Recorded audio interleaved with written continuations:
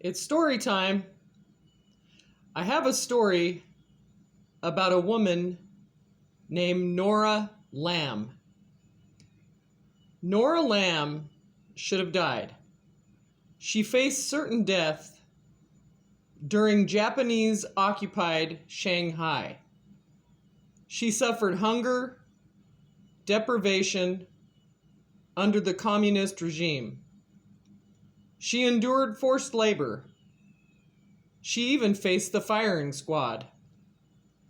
She was a Chinese woman who turned around and learned to help others through her story.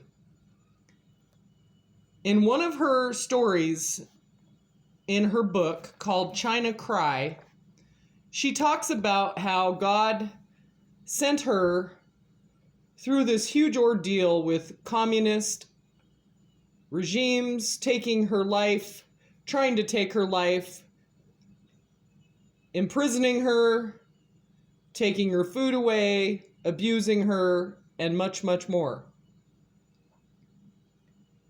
Her story entails times when she needed to get her story out and she didn't have any money. She didn't have any means to speak to the people that God was telling her to speak to. At one point, she tried to rent a stadium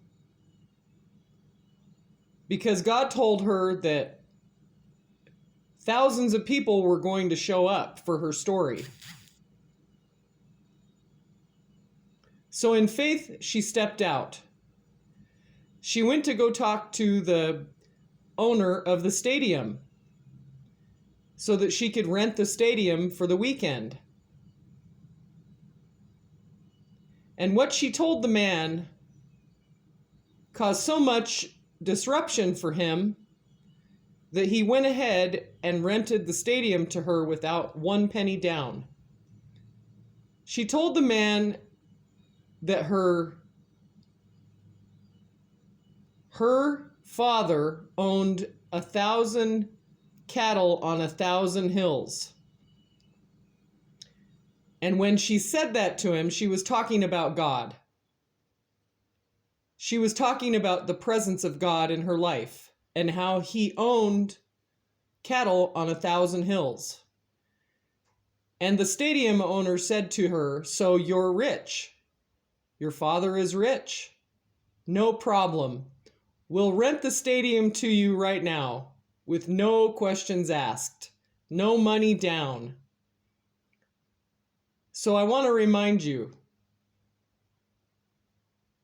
that when we think that we're weak, we are actually strong. When we think that we've endured enough,